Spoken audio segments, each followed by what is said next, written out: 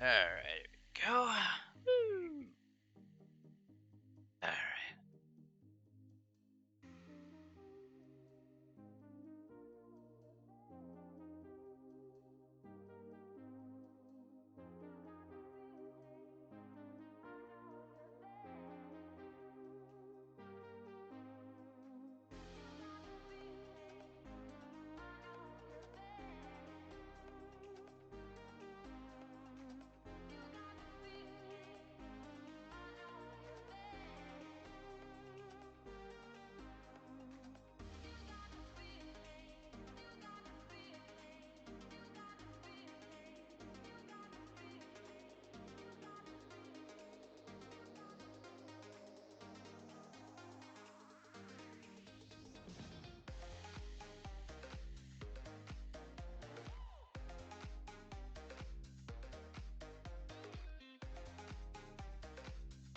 Alright, go.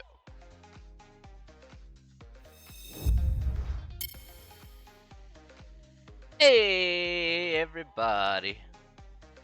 How's everybody doing today? Or tonight, I should say. I hope everybody's doing well today.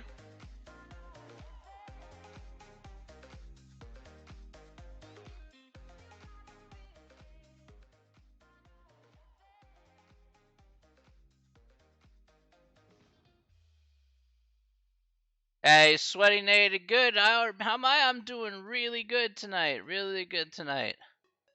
It's been a it's been a productive day. Holy smokes, let me tell you. It's been a very productive day. It's been, well, how would I put it this way? It's been a roller coaster. In Karu, yo! Hey, it's Susan. Hey, Lens, I should say. Hello! How's it going? Yusuf, my friend, good to see you again. My day today has been wonderful so far. I hope your day was wonderful too. We've been doing really well. We gotta get them positive vibes going, man. That's how it rolls. Positive vibes. Hey, Holly, how are you? Are you doing well today? Do you have a good weekend?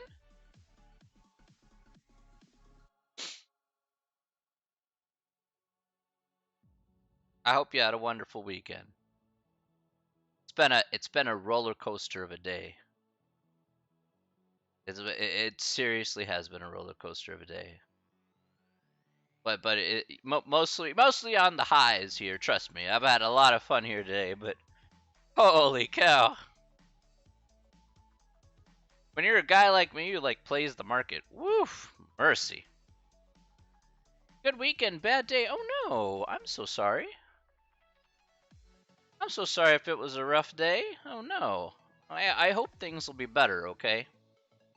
You hate Chick-fil-A. You think some? Oh look, see, ain't nothing wrong with that. You need some Chick-fil-A. Hey, hey, I respect it. Them waffle fries are legit. I'm gonna say that right now.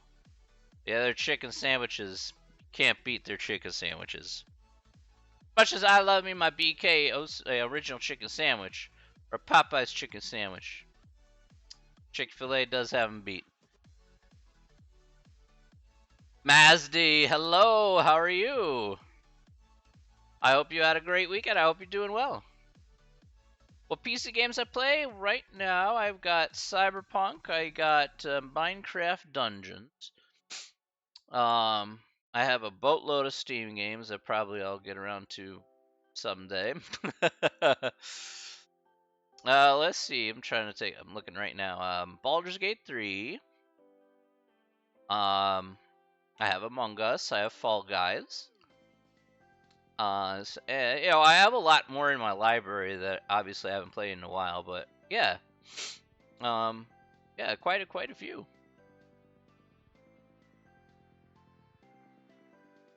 Dark Legend, how are you, my dude?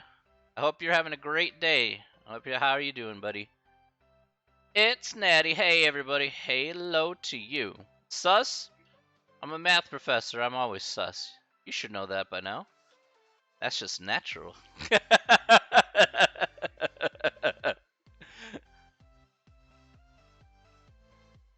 Remember the Mario game I played last year? Yes. Yes, I still have. Of course, I still got Mario Maker.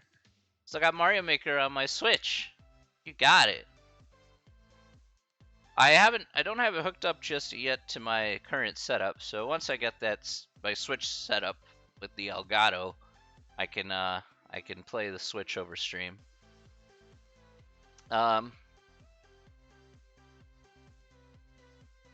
Susanna. Good evening to you, Susanna. How are you doing? And me, a trading expert? Let me tell you, if I was a trading expert, I could predict what would have happened today. Oh my gosh. I can't even tell you, Dark Legend. Absolute madness. KSY, hello to you as well. I hope you are doing well here this fine evening. Crazy snow happening? Yeah, it's gonna be a pretty big mess out there in terms of the weather. But you know what, Susanna? I got something special for you. Okay. Let me show you let me show everybody something really special before we get going here today. Alright? It's time to go to the main screen. Alright. We got the banging tunes. But I got something special to show everybody here. Big money, no, but some money, yes, today. The market. Let's talk about the stock market. All right, but let's talk about the big one today. Yeah, if we're gonna talk about anything, we're gonna talk about GameStop. That's correct. Camera, thank you for the follow. Let's talk about GameStop, everybody. We can buy games on GameStop, or you could get into absolute madness of Wall Street bets and absolutely tear your hair out. This is GameStop. Basically Wall Street bets took this stock,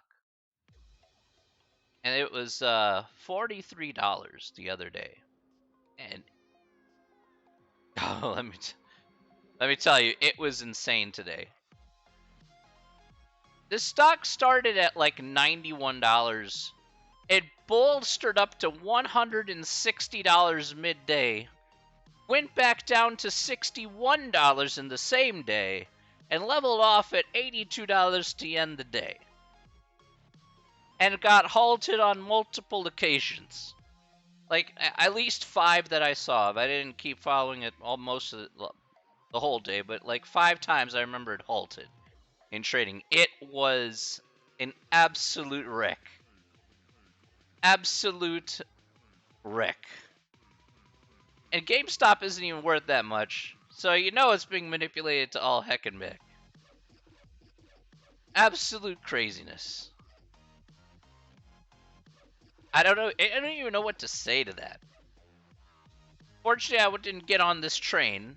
Okay, I think that's a little bit too much of a crazy ride. No, there you go. Because you're in lockdown, you have an online school, and my math teacher didn't let me. So taught myself and got 100% on the quiz. That's legit, Dark Legend. I respect the hustle, and it's a good kind of hustle because you learned it yourself. Now, if I could help you, no problem, bro. I gotcha. But no, I don't trade with GameStop, obviously. I trade in Tesla. I trade in the Elon Musk revolution. Because Elon Musk. Got earnings coming out on Wednesday. And of course, if you're going to play statistics, like this class is, if you're going to play statistics, ladies and gentlemen, then you might as well go with the probability of the stock that never dies. And that is going to be Tesla. Now, Tesla had a crazy day as well because of the whole GameStop thing.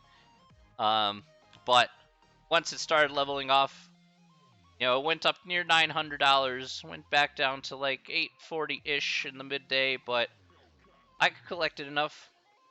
A lot of people do, but I do options, so I'm hoping to make like $2,500 by the end of the week off of Tesla.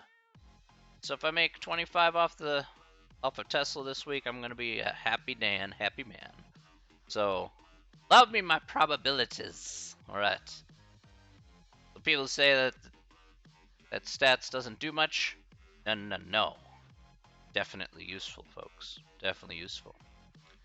All right. You can't go wrong if people are going to throw money in your general direction and they tell you it's free.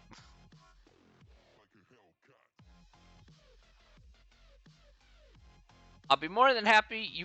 There's a replay of my stream that teaches about basics of options. So I did it like a month ago or so, camera.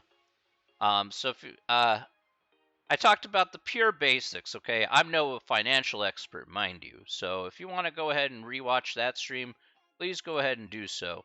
It's there just for informational purposes, and hopefully you take away something from that. Obviously, I can't be doing that right now because we'll have class.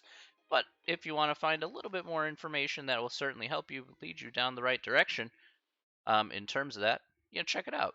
Absolutely, 100%, buddy. All right, ladies and gentlemen. All right, ladies and gentlemen, I know we're not here to necessarily talk about stonks here today. All right, as much as I would love to talk about stonks all day, let's talk about the real meat and potatoes of what we're doing here today. All right, let's go back to the main thing here. You learned math today. The volume of cylinder shapes. Excelente. Well, let me tell you, Dark Legend, the power of mathematics can make you really, really well off if you know how to work it. So let's do this here today. I gotta stop that music there, as much as I like it. All right. So let's do this intro and let's go ahead and get started here. All right. Okay, let's get started today. Welcome back to Monday. All right. Hopefully everybody had a nice weekend. All right. So for today, we're gonna start off with where we left off last time. Last time, we did some syllabus action, we did some my math lab action, and then of course we did some lesson action. All right. So we did a few things here in our handout from previous, which was the 1-1 to 1-6 handout back in chapter 1. I'm fairly confident we didn't get through everything there last time. Obviously, we had a we went over methodically there when it came to the handout. But let's go back through the handout here once again. All right, we're gonna answer some more questions here. All right. What, could you guys give me a friendly reminder here, really quick? So really quick here, what question did I leave off at? Did I leave off at question 6 or question 7? I forgot which question I ended off at last time. I could redo question 6 again. That's really not a problem. But, oh, okay, it's question 7. So 6 is what I answered there. Okay, but, Dr. Envy, thank you for the follow. Okay, we did examples after 6. Wonderful. All right, perfect. All right. Thank you very much, everybody. Really appreciate that. Guys are poggers indeed, Dr. Envy. Poggers indeed. All right.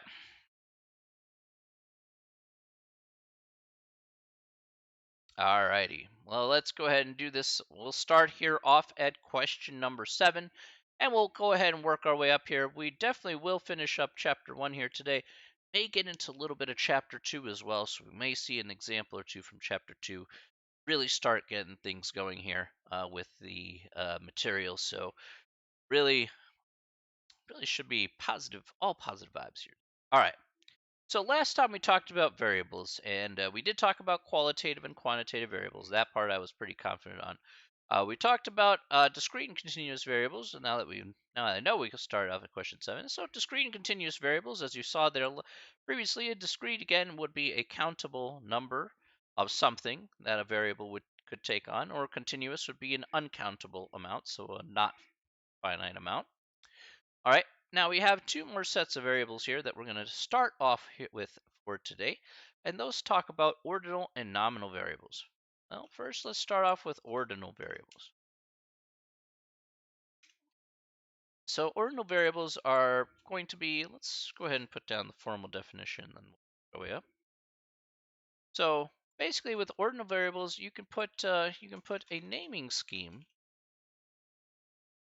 All right, you put a naming scheme such that it allows values of the variable to be arranged in a ranked or specific order. Okay, so an example of an ordinal variable would be like, hey, you could put it in a rank like, okay, what about your last name, for example? You say, okay, well, my last name here, if you're trying to put it in terms of like A to Z, you're like, okay, here you go, put your last name from A to Z if you want to put all those people in order from using their last name, for example. Okay. All right. And then we'll also look at nominal. Nominal is just the opposite of ordinal, so you cannot put a naming scheme. Can't put a naming scheme, unfortunately. Joe Mama, thank you very much for the follow. Appreciate that. So you can't put a naming scheme, unfortunately, and it does not allow for the values of the variable to be put in a specific order. All right. Alrighty. So let's go ahead and see. Let's go ahead and take a look at a couple of examples here. And we'll go ahead and see exactly how things are going to work. All right. Not going to be too bad. Let's go ahead and give it a go. Okay. First example here, I'm going to use, again, this is from the textbook here, but let's see here if I can e-text. There it is. I put it on the wrong page. 11.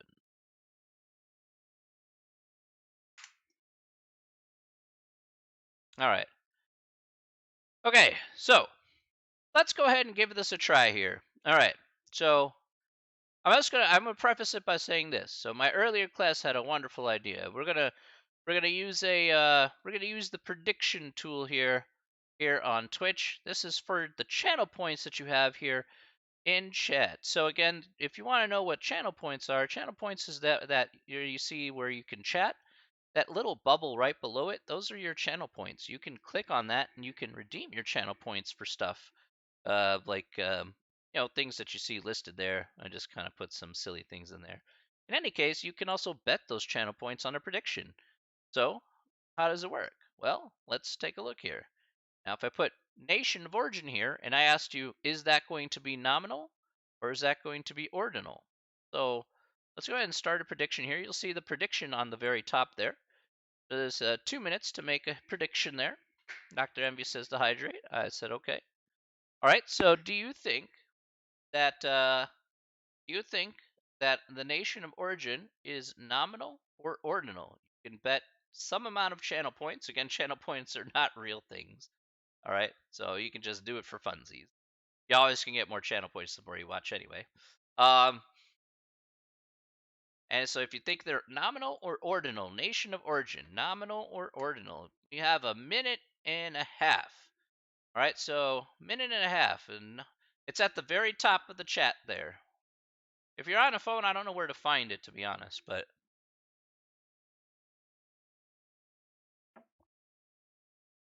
very top of chat.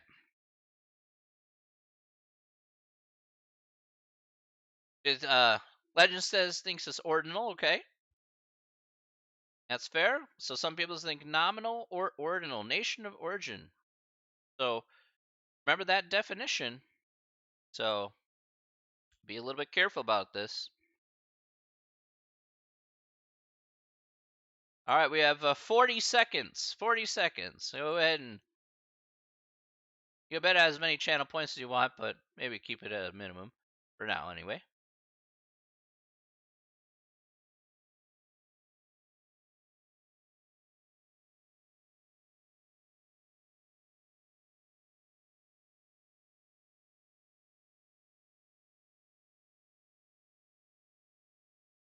Oh, okay. Yeah, I'm not sure. I'm not sure about that, to be honest. All right, 10 seconds. 10 seconds. So you can make a guess here with 5 seconds here. All right. All right. Time's up. All right. Let's go ahead and take a look here at what the answer is going to be. All right. And so the answer to the nation of origin, where your ancestry is from, the answer is going to be nominal.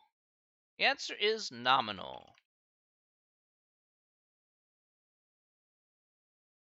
Nobody thought this would happen. There you go. I'm sorry. You could do a poll to save channel points. No, I know. I know. It's just fun to have the channel points in play, though, to be fair. No, I could do a poll. It's just the channel points are there for funsies. So it's easy to make up channel points anyway. So they come in pretty fast per hour. Like you get, it's fun to gamble just to end channel points. It really doesn't count for. All right. In any case, oh, thank you.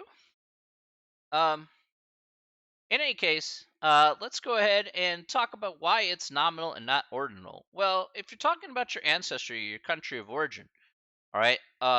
Really, it doesn't really mean anything to put it in order. Really, I mean, there's no point in putting it in order here, as it is just a kind of a side piece of information about saying where you're from. So, it's not talking about, say, ethnicity or something like that. It's really just saying, well, my ancestry is from such and such country. Okay. Well, there's no reason to put it in a specific order.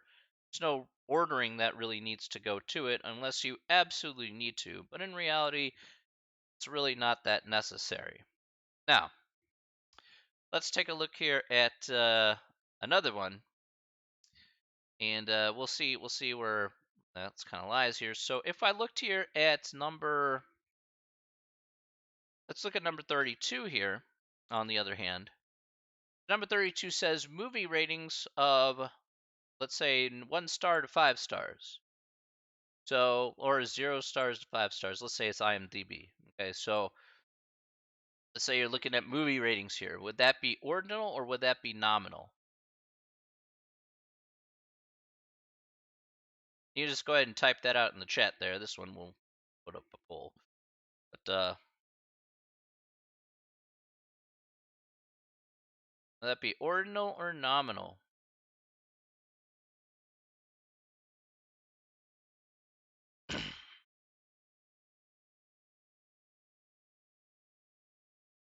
Okay.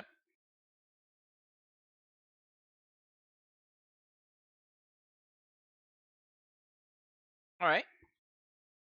All right. So the answers are correct here. Ordinal is absolutely 100% correct. Okay. So it is an ordinal variable. You can put it in order, right? You can rank it up from, say, 0 stars to 5 stars. Maybe you look at a 0 star movie. You're like, you know what? I think that Battlefield Earth is a terrible movie, and you rate it at 0 stars, which is fair. Okay, I'm actually not blaming you guys. Or maybe you look at a 5 star movie, you're like, yeah, Steven Stokes, hello, how are you doing, buddy? How you doing? Um, so you look at a 5 star movie, you like Avengers Endgame. Steven, I hope you had fun with James' stream. Um, but yeah, so maybe you rank it from worst movie to best movie. I'm doing great, doing great. We're talking about good movies and bad movies and ranking them based on your personal star ratings. I don't know. I don't know if you have a favorite movie there, Steven. I don't know if anybody else has a good favorite movie. So, oh, the Fiverr came up. All right, that's cool. I like when he comes up with the Fiverr. The Fiverr's pretty good, I have to say.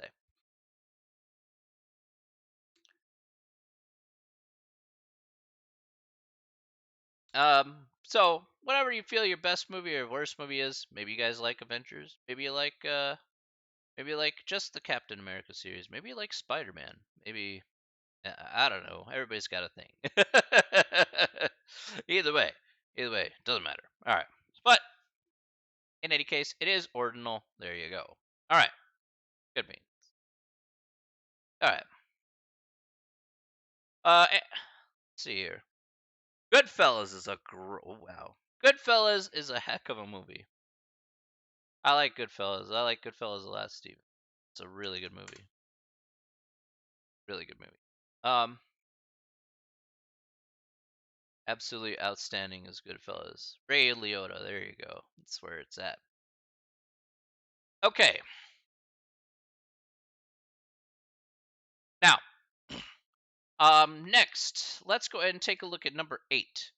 Number 8 is interval and ratio variables. Now, I looked at this question here, and I kind of thought about it, and I was like, this question really doesn't come up a lot after this point, and I don't really see a point in this question here to kind of talk about. So what I decided to do is this particular question, I'm just going to skip. Okay, so this one here, I am going to skip altogether. All right, meaning I'm not going to give you test questions on it. Not going to talk about it. All right. There are two other types of variables here. I just don't think that really they play a whole lot of relevance for what we're going to be doing here in this course. So it's like, yeah, it's kind of there, but then it's like, okay, meh. All right, so that's pretty much how it's going to be. All right, so we're going to go ahead and skip that there. No problem. Are there any questions so far, by the way? Any questions at all, you guys? Yeah, no, it's 20 past. It's 20 past there. Legend, if you have a math question, come let me know, okay? I know it's 20 past there, but I'll probably be online earlier, so if you have a question, come and ask, okay? If I'm online, come and ask, all right? Nope, no questions? Okay. All right. Good beans.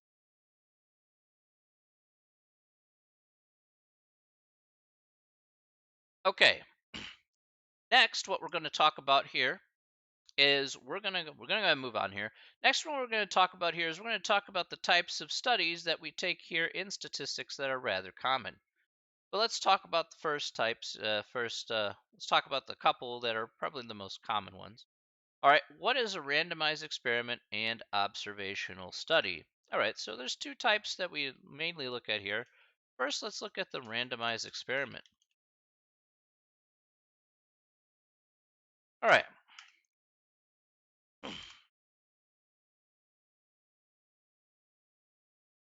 If it's 9 a.m., then it's going to be 3 in the morning over here. I am 6 hours. I am 6 hours behind you, Legend, behind English time.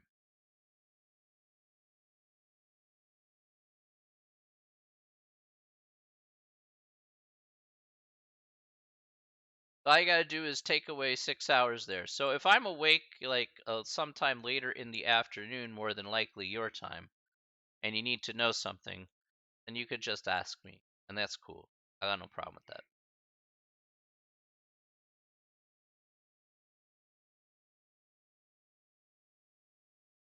All right. So let's talk about a randomized experiment here. Now, what is a randomized experiment?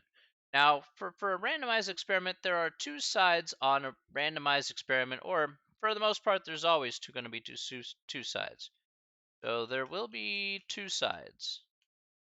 First side is there'll be two sides. One are the researchers, and the other is the study group.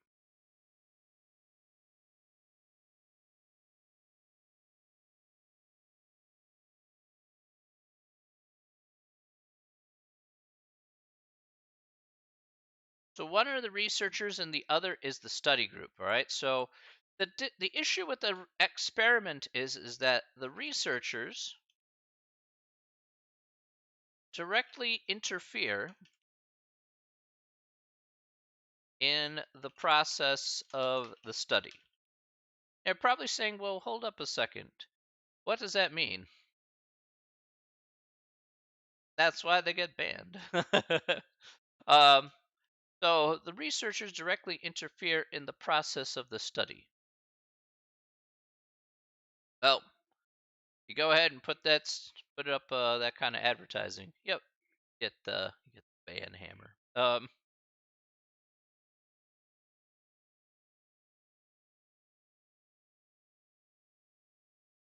right, cool, legend. Thanks, bro. So what does that mean here? What's a good example of a randomized experiment? Let's talk about something that's take care, legend. You have yourself a great night.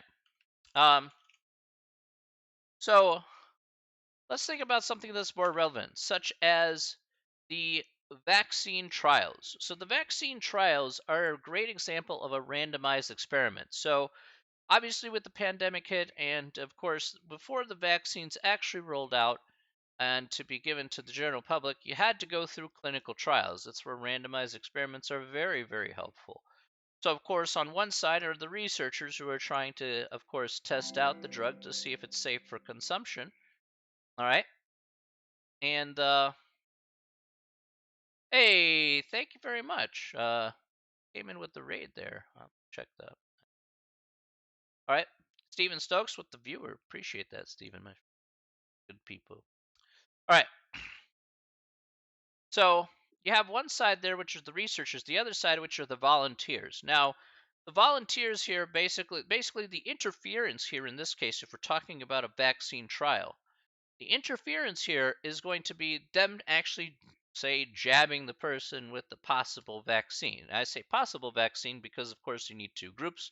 But the clinical trial, you need a control group, which are people who don't get the vaccine, and the people who do get the vaccine. And then, of course, you have to go ahead and study them to see what the effects are, and then make a full report to see if it was effective or not. Like, you just can't come out and say, oh, magically this medicine is magically effective. Like, obviously, we can't say that without, of course, some justification and some data behind that to back that up. And that's very important to know. But since the researchers directly interfered in the process, they just said, "Hey," they didn't. They just, they jab people with some stuff in their arms. There, they're like, "Okay," and then take a look. Then that's pretty much an experiment at the end of the day. On the other hand, there's the observational study. The observational study is basically where the researcher and the person in charge, so essentially, researcher does not interfere with the study group. So basically, here's how it works. Let's say I'm trying to do a study here, and let's say I'm trying to find a link, and this is a clearly an example here. This is just made up. But let's say, for example, I want to find out if there's a link between drinking coffee and cancer risk. Okay. Now, I don't know if there is. I don't know if there isn't in real life. Obviously, I don't really care. But it's just an example. And I'd like, okay, let's see if there indeed is some sort of link between that. Okay. And maybe I can observe some habits in order to see if that happens to be the case. All right. And so you would get people for your survey here and you would ask them a few questions. You say, okay, hey, what's your weight? What's your height? Okay, well, how much coffee do you drink per day? Tell me some health conditions that you have. Tell me what your hobbies are. How much exercise do you do? So you ask them some health related questions and you let them be on their way. Okay, you're not getting interfering in their life whatsoever. They get to do whatever they want. It doesn't really matter. And then maybe 6 months down the line, the researcher comes back and says, okay, hey, you asked the same battery of questions. I say, and then you say, oh, have you had any health issues recently? And then maybe you observe them over time. You know, you observe them over time and say, hey, are you a good, what's your current health status? And then basically based on that pool of people, can you make some sort of conclusion? That's perfectly fine. Castro says to say something nice. My friend, Mr. Castro. Mr. or Miss Castro. Um, that's yeah. We'll just go with that. You're a cool person. That's something nice. Cool people. Cool people hang out on the stream. You're cool people. That's all that counts. Pat yourself on the back. There's goodness in you all over. Perfect. I did it. I know it's like, that was kind of awkward. Be like, yep, but it was something nice. That's what makes it better.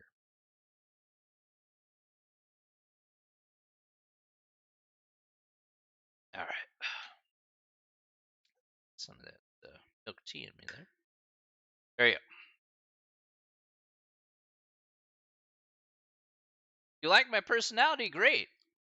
I just like you in general. Your personality is probably better than mine.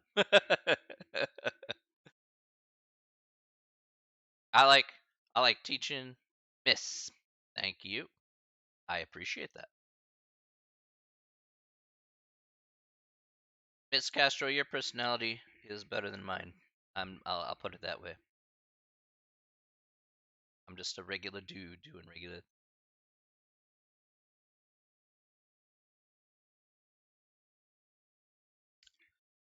regular dude knowing some statistics and having fun with the mathematics. That's important. All right. So we have those two types of studies there. That's why I corrected myself. um, all right. Now, there are types of studies that are common here. Now, we're not going to expand on this too much here, but let's talk about types of studies here. You may hear about cohort studies. There's confounding studies. There's retrospective studies. Again, retrospective is basically you look in the past, compare it to the present, and you see, okay, has there been an change? Okay, increase, decrease of change. Okay. There are types of studies that are more relative. They're more that are pretty important to say the clinical trials that we mentioned here earlier. There's a single blind we call a single blind study, and a double blind study. The single blind study is like saying, okay, if you're testing for a clinical trial, you're testing for medicine. It's like the researchers know who got the medicine and who did not. So who got the placebo, basically who got the sugar water, and who actually got the medicine at the end of the day.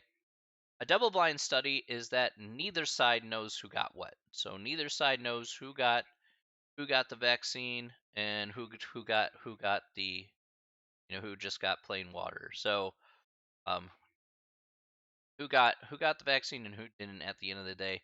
Nobody knows who got what. Now you're probably saying that seems kind of weird. Why would you have such a study like that? What double blind study where nobody knows who got what?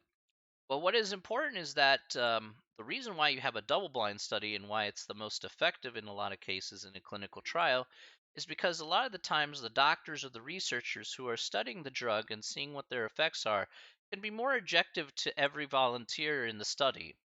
All right. The thing is that it removes or lessens the bias that doctors have within the study. If you kind of know who got what, then maybe you don't objectively look at every single person the same way. So, because you already know what the outcome is going to be, and you kind of look at it with a little bit more bias.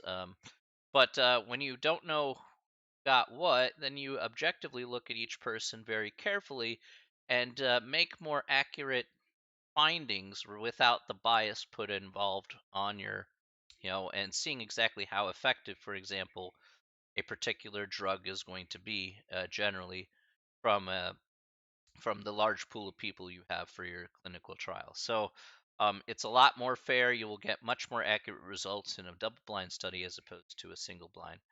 So hence why we use. Okay,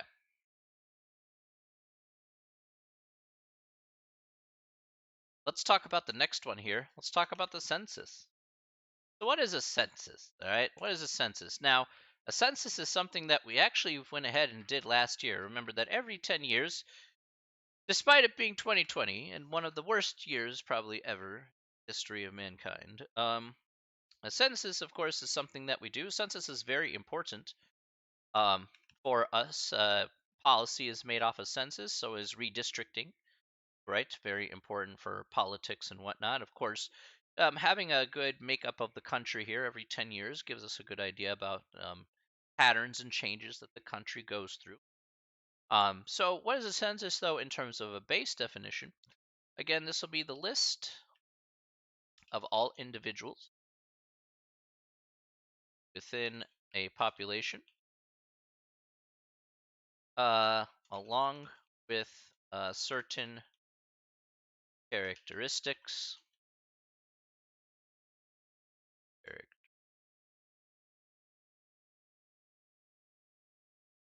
Individual.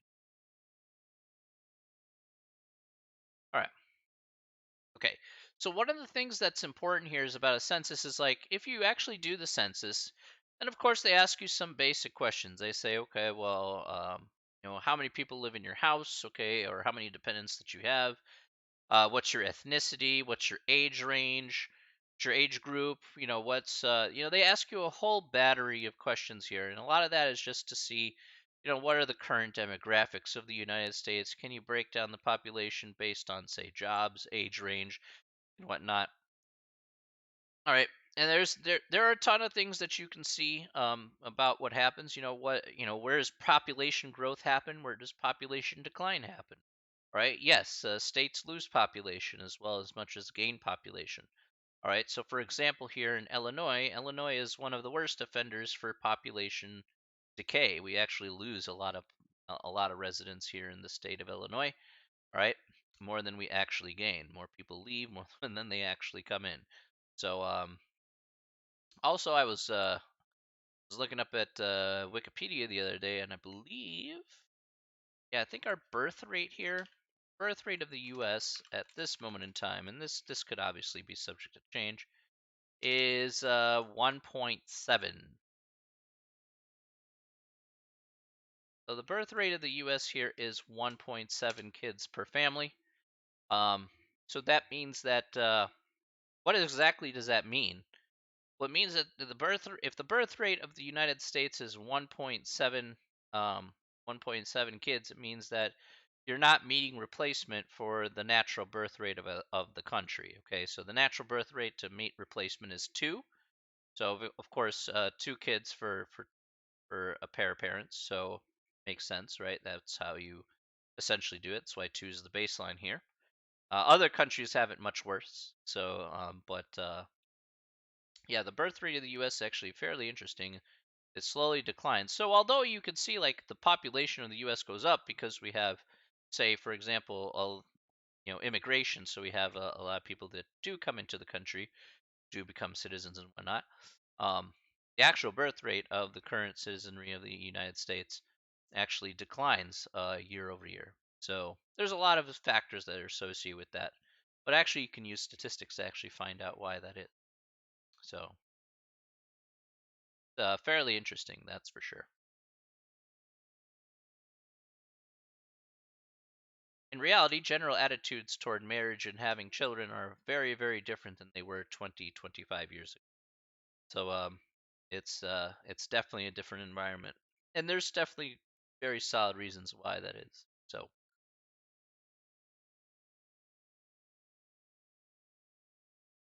absolutely 100% true.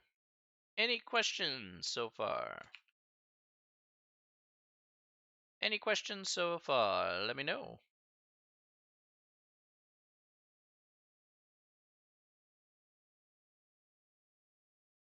Ooh. I want to say the worst country in the world for birth rate is um which one was it? South Korea. Yeah, South Korea has a birth rate of like 1 or even less than 1. That's pretty rough. So, yeah.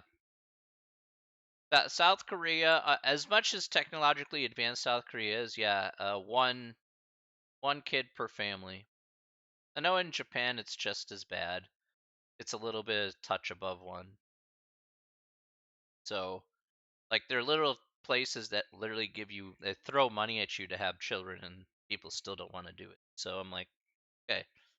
And I see why that is. It's just, you know, yeah, it's different times. That's for sure.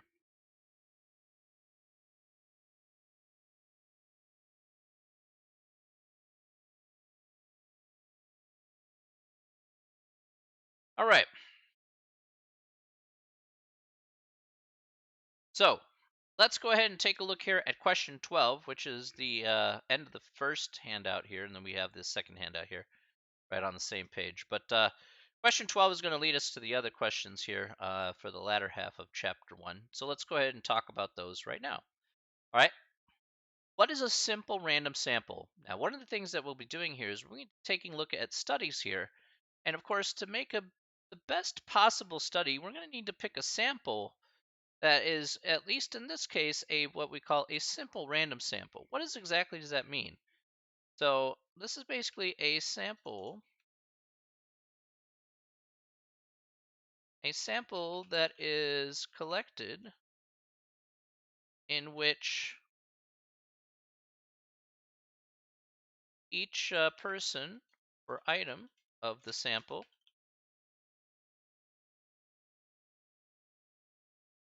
is randomly chosen and has an equal chance of being selected. Okay, so the easiest way to think about a simple random sample is that I have a survey. I want to, let's say I have a survey and I want to get 100 people to take my survey. All right. So I want 100 people to take my survey. And I said, all right, I need this to happen. Right. I need this in my life. I need 100 people to take this survey. Well, the likelihood that you'll be selected to take my survey, like you say you're sitting in the room, I select you to take my survey and I have you answer questions. Well, you have an equal chance of being selected as much as the person saying clear across campus, for example. So we're back on campus here. The person, I could go clear across campus and I could say, hey, can you take my survey? Each of you have an equal chance of being selected. So, why am I choosing both of you? Well, there's no rhyme or reason. It is purely by random chance, okay? I don't have any, it's just like, here, I want you to do it. Fine. I just feel like it. All right. So there's no rhyme, there's no reason. It's just a random chance, and then you get randomly selected. And as soon as I got 100 people, I'm good to go. And it doesn't matter after that. Okay. So having said that, let's talk about now, why am I mentioning this here in this case? Alex Ford, my dude. How you doing? Would a raffle be nearly the same? Um, yes, and would a raffle be nearly the same? Now, there are a few variables to think about how a raffle would work. If it's truly random in nature, okay? If it's truly random in nature, then the issue is that with a raffle, all right. So let's at least let me clarify one thing here. It's 1 a.m. over there. It is 6:45 over here in the evening, Alex. Now, the reason why I'm not going to say a raffle is not nearly the same is because let's say you have a raffle and you can buy multiple chances. So if you have multiple tickets to win to say whatever you know, the main prize of a raffle is going to be, then it's not necessarily a simple random sample. Okay, because multiple tickets are associated with just one person. So basically, that takes away the latter half of the definition of an equal chance of being an equal chance, because that chance is associated with the tickets S being associated with one person. Okay, I want them truly to be like, if we're to say I can truly select this ticket out of the box here. Sure, that's fair. But remember, each person should have a fair chance and an equal chance nonetheless. And each ticket should be associated with a different person here to give it that same exact equal chance of being selected. If it's not, then it's a little bit out of balance. It's like a how would I put it? Like a semi-loaded die. If you want to talk about a raffle, so it's, I would say correct. I would say palette, I would say, yeah, it's nearly the same, but I really wouldn't associate with that unless you have one ticket per person. Then I would say it's probably a fair thing to say.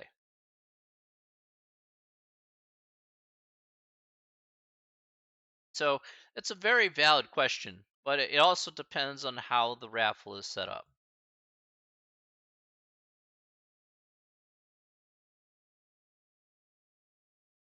Now, to be fair, though, to be fair, in relation to what we see here, let's talk about the next stuff here. A simple random sample would be great, but you know, it's like in the raffle, as you said here, the palette. You know, you want it to be a fair fight for everybody in the raffle, but of course, everybody's got to get a one up, or on the competition, or you know what? Another thing to think about is that yeah, I do want 100 people in my survey. I mean, that part is fair. There's 100 people in my survey. I agree. But I don't want to have to go clear across campus to go select the next person. Maybe I need something a little bit easier to do so I can collect those 100 people in a much more efficient manner and maybe in a much more lazier manner. So that way I can get things done faster. So let's take a look at types of sampling here that we can do. And we can see exactly how we can select samples using different techniques. All right, so that's what this latter half here kind of talks about. Okay, so let's look at number one here. What is a stratified sample? All right, so what you do here as part of a stratified sample is you break up the population into what they call strata, into groups based on attributes or characteristics, and then select sample from each one. Okay, so you can break up the population based on to groups, or based on an attribute or characteristic. So you break it up into categories here. It could be like age range. So you could say, well, you know, you could pick from 0 to 17, 18 to 34, 35 to 49, 50 plus. And you can say, well, I want 100 people as part of my survey. And then you say, okay, I'm going to pick 25 from each individual group. And then they'll take my survey, and then I'll have 100 people as part of my sample. Okay, so you split it up first, make sure that they fall underneath the category, and then select the sample from there, and that in effect is a stratified sample. Okay, very straightforward, but again, you do a little bit of legwork beforehand, or you select the actual sample, and then once you got that, it's not too bad. I'm just kind of thinking about a long time ago where I got selected for a survey. Um, the true story, true story. This is like, wow, this is ages ago. But actually got selected for a survey where I was asked to listen to, of all things, I was asked to listen to Christian gospel music, and I was asked to judge different tracks of Christian gospel music. I'm not even joking. I'm not even joking. Taylor, how are you? Are you doing good? I'm doing very good, Taylor. Been a nice day so far.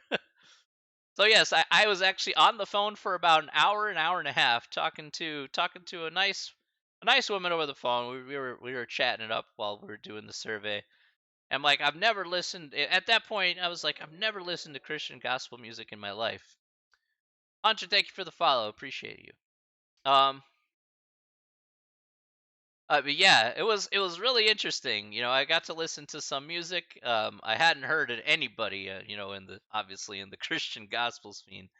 But I have to say it was pretty enlightening about how the process of doing the survey really went. They asked me to rate it from 1 to 5. They asked me, did you really like it? Did you not really like it? Okay, was it meh? Was it meh? I gave my honest answers, of course, as much as I could really do, because I didn't have a.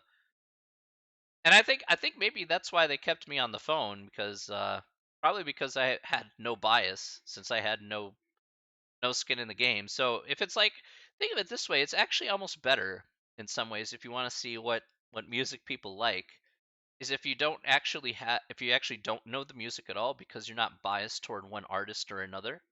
So then you give like very fair assessments compared to the people who are like, oh man, this music scene's so awesome, and of course you like one artist over another artist. So um, I think maybe that's why they selected me, because I had I had no knowledge of any artists in that scene. So maybe in that regard, it's actually a very fair and very smart way of selecting people about what they like, what people possibly would like, or people possibly wouldn't like. All right,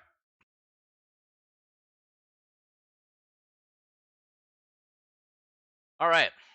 So let's focus on what's next. What's next here is systematic sampling. All right, so let's talk about systematic sampling here. What is systematic sampling? Well, this is another type of sampling here. However, this one is a little bit more math related. All right, so what you want to do is maybe you want to set up a small, easy to do mathematical system in place. Kind of use that noggin a little bit. So, how does it work in general? Systematic sampling is you choose every nth person per item, starting with any person,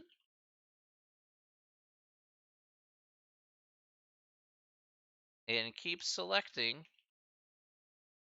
until you have number of people want in your study. Now, if you take a look here, you're probably saying, whoa, whoa, whoa, that's very confusing. What exactly do you mean by that?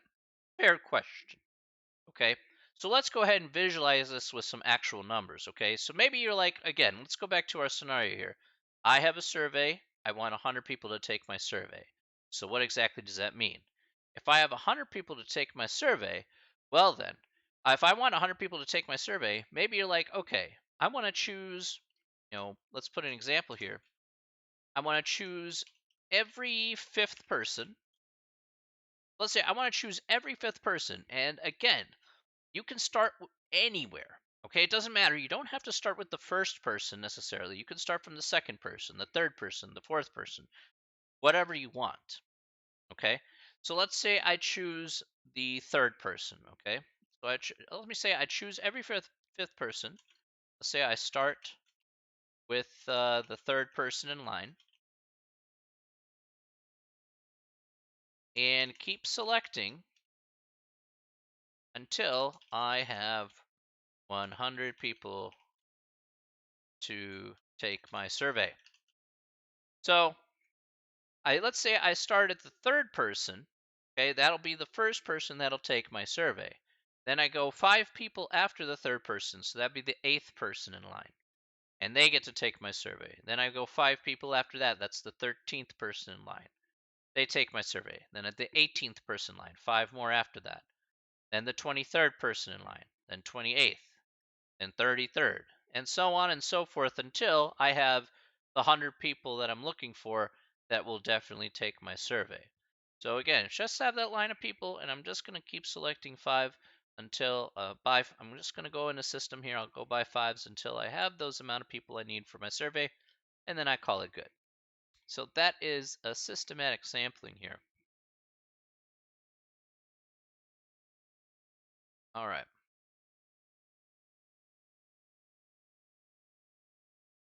All right. Are there any questions so far? Any questions so far about these different types of sampling so far? We're going to take a look at more here, but first and foremost here.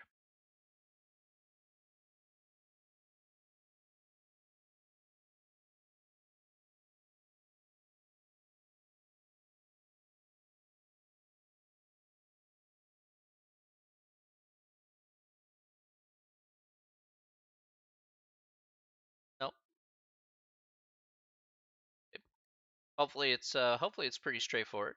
Try to keep this possible. That is. Okay, so the homework questions, those are optional questions, Mazdi. You do not have to do those. The only homework problems that are going to matter are the ones that are on my math lab.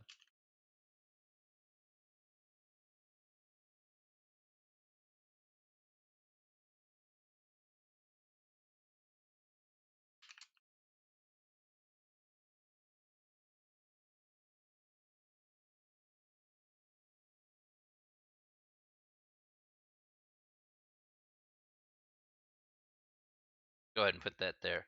You do not need to do those problems. Those are strictly for optional content only, Mazdi. So yeah, I talked about it last time here, but yeah, I know that kind of confuses people. Perfectly understandable when you look at that the first time. So, but the only ones that count for points are the ones that are actually listed on my math lab. So be sure, if you haven't done so already, sign up for my math lab, and then you get access to the homework there. Yeah. So just making sure that that's clear, so you're not caught unawares. Okay.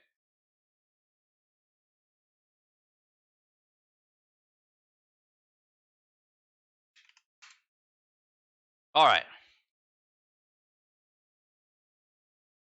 Okay.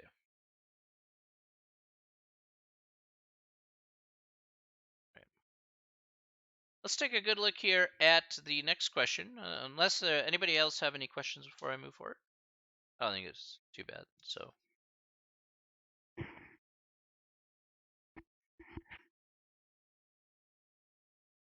okay.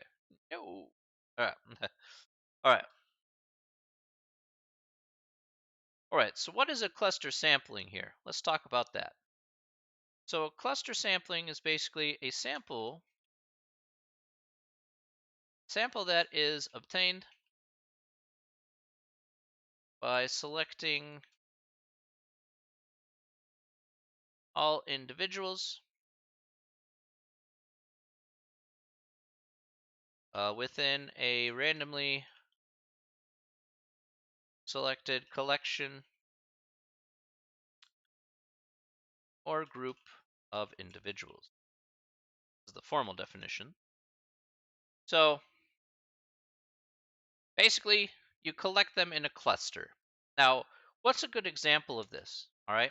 Again, one of the things about sampling is we want to keep it as random as we possibly can. Okay. So even with systemic sampling, or systematic sampling, pardon me, um, what we want to understand is that there's still every fifth person or whatever. There's still random. I don't know what those people are going to be.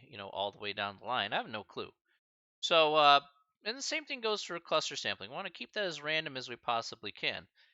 So, in this case here, we just selected in a cluster. So, a good example here is I want all people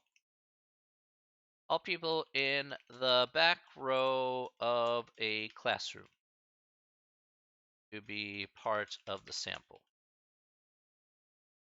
So, there's no rhyme or reason why I would pick everybody within the back row of a classroom to be as part of my sample. um, however many people that may be, it doesn't really matter. I said, okay, all of you are in my sample. All right, I'm picking you because you're just that clump of people back there. And said, that's it. Okay, those are the collection of individuals. That's the thing that associates them together, is that they're all in the same relative location. There you go. I just randomly chose it because of reasons. That's it. That's all a cluster sample really is at the end of the day.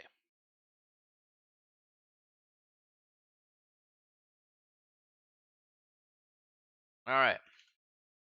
Next, let's talk about sample of convenience. What is a sample of convenience? Well, the sample of convenience is very easy.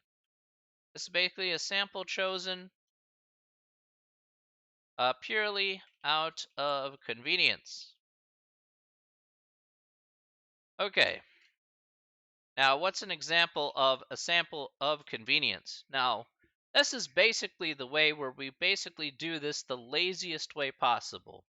All right, that's what we talk about sample of convenience. We want simple, we want easy, we want lazy. All right, and so how do we pick the number of people that should be taking our survey here in the laziest way possible? Well, This is basically the best example I could come up with in my head is basically a survey for a store where you pass out the survey in front of the store. Okay, so if we want to pick a sample for the survey for a store, then basically that's how a sample for a survey for a store where you pass out the survey in front of the store. So essentially, you're sitting in front of the store, right? It could be any store, and they ask, okay, for customer compliance and whatnot, they say, okay, hey, can you tell us how we're doing? And they want they want feedback from the customers so they can better serve them in the future. That's fine. And so the person who's gonna pass by the front of the store, you're like, okay, hey, here's a survey. Can you tell us how we're doing? And they say, okay, yeah, maybe they'll fill it out and they give it back to you. All right. But what you're not going to do is you're not going to take that survey and you're not going to run into the store and let's say it's a grocery store. You're not going to run into like the grocery store, go all the way back to the milk aisle and then hand them a survey. That takes up too much time, too much effort, and too much energy. You want to figure out how to get 100 people to take this survey without having to put too much effort into actually getting those 100 people. So I want to pick it just based on the people I see in front of me, as opposed to the people who are already in the store.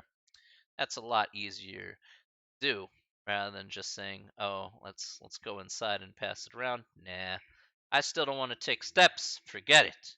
I want to actually just give it to people who I see right in front of me and call it a day. All right.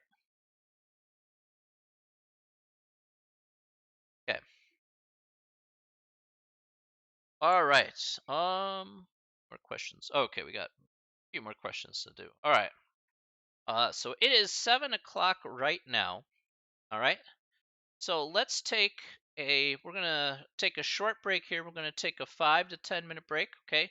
Actually, let's take a 10-minute break here. We're gonna come back here at 7:11. All right. So 7:11 here is when we're going to come back and do the second half of class here. All right. So as you guys voted on last time, you guys had voted on uh, doing a break, so would be a good time as any since we're an hour in. Let's take a short 10-minute break, and we're going to come back.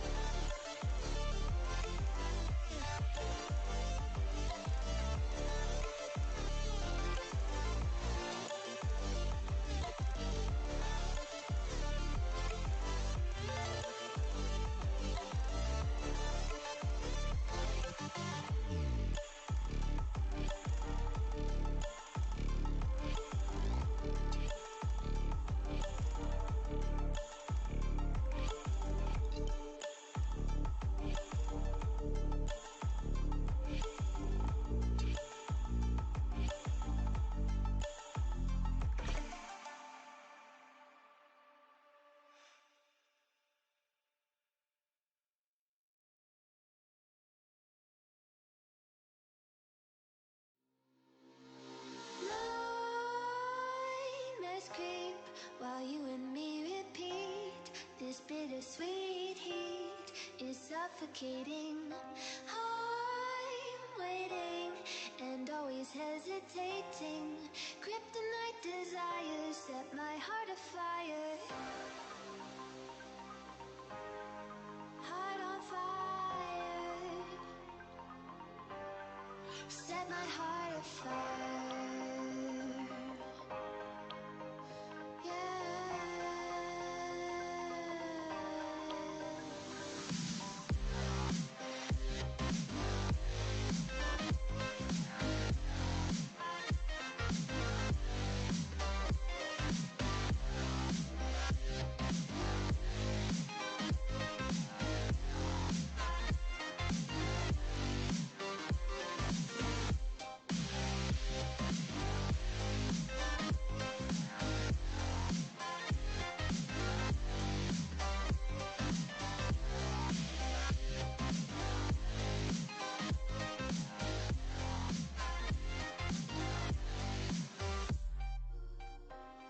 With crimson secrets and forbidden wish, can't stay still, don't stop Yeah, the thrill. Steven, I don't have that on just yet.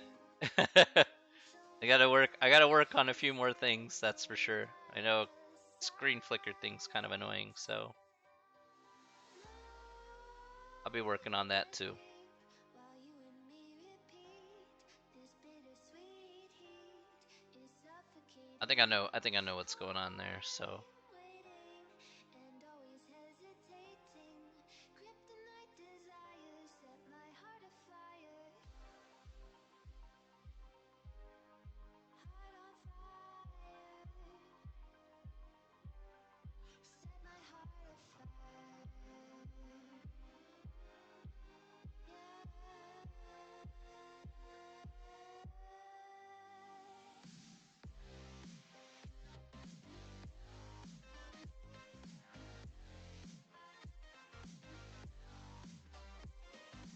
afire. cuckoo.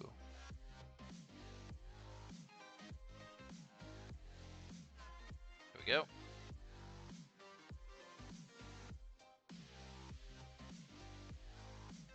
Am I also into Magic? I haven't played Magic forever, Mazdy, to be fair. Although, I mean, I watch a lot of videos for Magic Arena and whatnot. Like, the card game seems really cool to get into now that it's not just paper Magic based.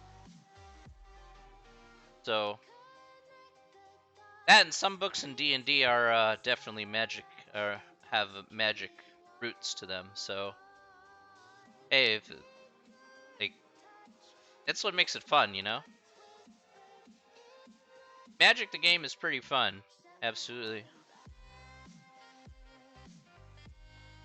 I just haven't played it in a while, that's all.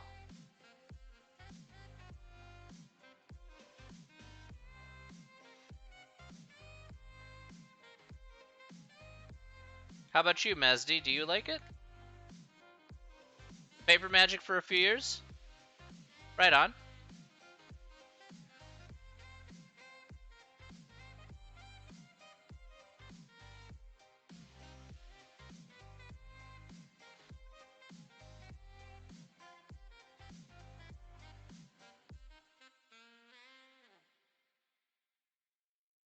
So that's one thing I can say for certain is that Arena is cheaper because there's less Friday Night Magic. So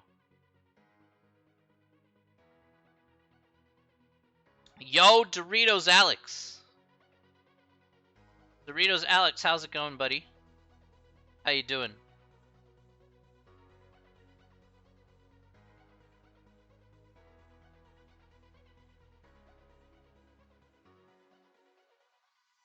Busting out the commands there. There you go. Oh,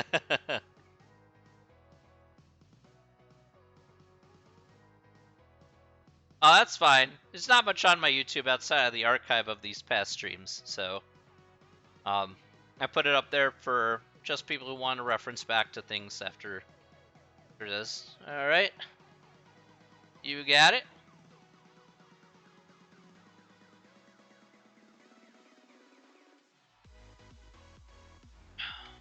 Now you want me to hydrate again? Okay.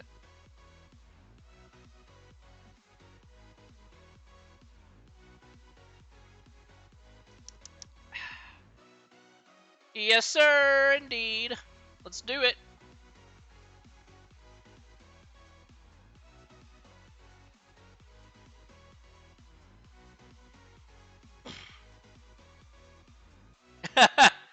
Well, you got me to do it twice. It's hey, you know what? I did it twice because you asked twice. Mistake or no mistake, you gotta follow through. always gotta work on the follow through. Hmm.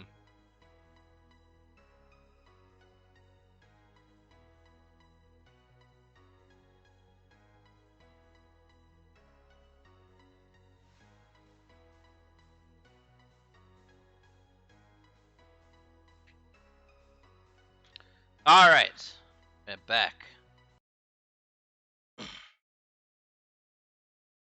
Your points didn't subtract. If you have like well, if your points didn't subtract, that's pretty good.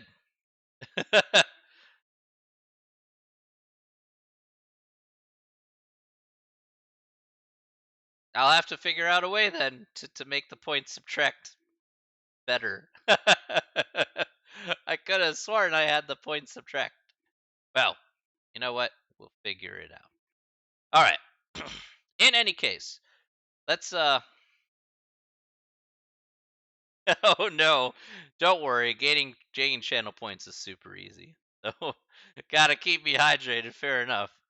Don't want me to turn into a thin husk of a person. You gotta have more water weight. Like, yeah. All right. Let's get back to it. All right, let's get back to it here. All right, so we're gonna resume where we left off here on our handout. So let's get back to it. Always, always, always.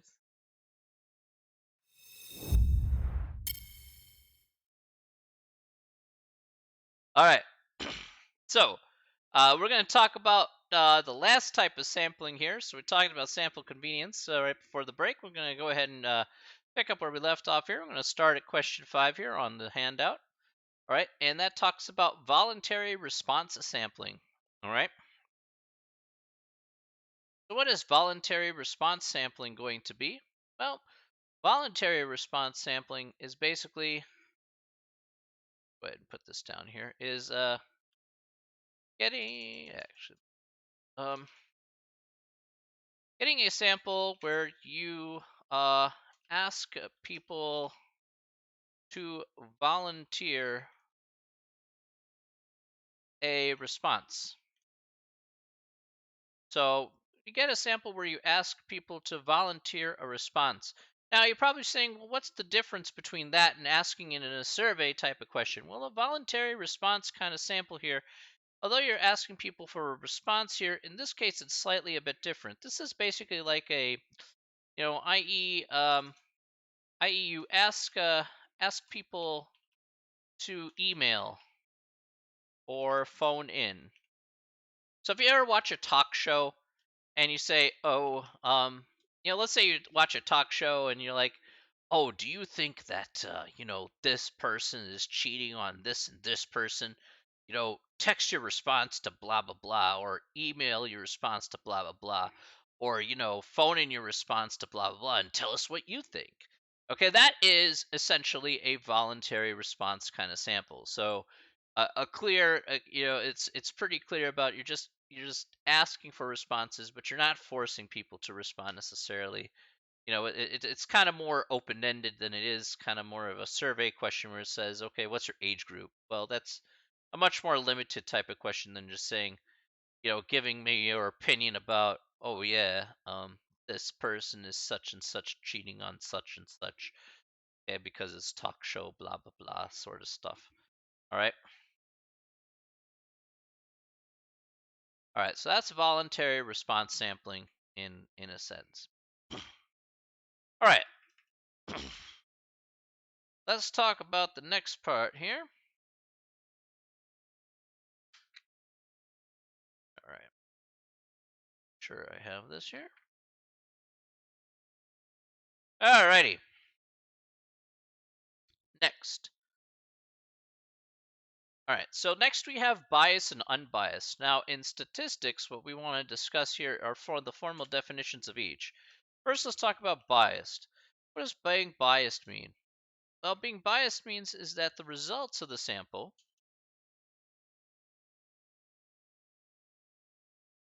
are not representative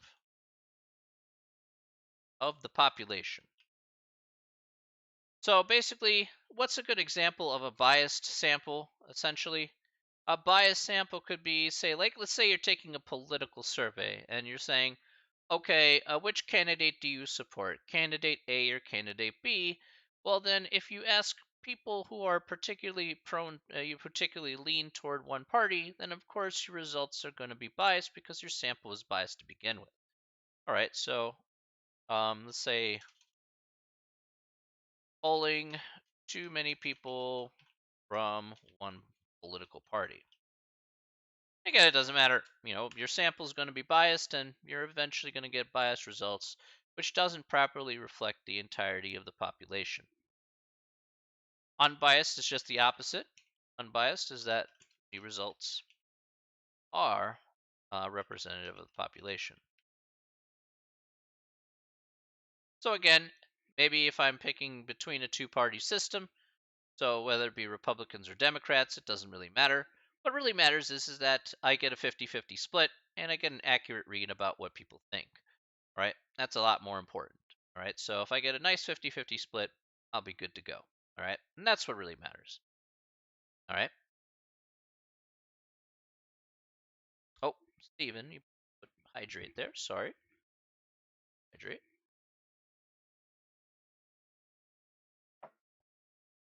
There you are, Steven. All right. Apologies. All right. Okay. Now, so that's biased and unbiased. But what's important here is we want to talk about the sources of bias. Where does these biases possibly come into play? How does it creep up where we get these types of bias here that can certainly arise? And I've already alluded to one here, but let's talk about sources of bias here. The first one we already talked about here is sampling bias. Again, the sample here is out of whack. It's just never going to get the results that you're going to need, and it's going to be too skewed in one direction. So the sample's out of whack. You know what? That's definitely a one there. Um, Another type of bias is non-response bias. So one of the things that you have to understand regarding a survey here is, let's say I had a survey and I asked 10 people about what they thought about something. Well, I can tell you right now that 10 people aren't going to give me an accurate representation of the population. That's too small of a sample size. So we need more people to respond to our survey. Like as I mentioned before, 100 people is a lot better representation to try and extrapolate to a population than 10 people. So the people who don't respond, if I don't have enough people who respond, well then I'm going to get non-response biases at the end of the day. Okay, so not enough people respond to the survey. I need to have a pretty hefty, pretty large and hefty size of people to actually make results that actually have any meaningful value. 10 people isn't going to cut it. Okay, that's just not how it's going to work. All right, let's talk about the next one here, which is response bias. You're probably saying response bias. Well, okay, you talk about non-responses, not enough people respond to the survey. But so what is response bias? Enough people respond to the survey? The actual answer is no. Actually, it's not the opposite of the previous one of non-response bias. Instead, response bias is what happens is when the answers on the survey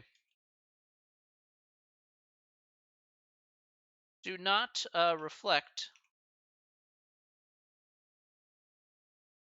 the true feelings of the person taking the survey. Let's talk about an example where that's the case. Now, it depends on the context here. You want to get as free and clear of a bias that you can, okay? but you want truthful answers at the end of the day. And sometimes that may not work out the way you wanted it to. Well, how do you get it to work out the way you wanted it to? Well, how does it work out that way where you don't get the truthful answers that you're really after? Really, the way that can happen is let's say the police department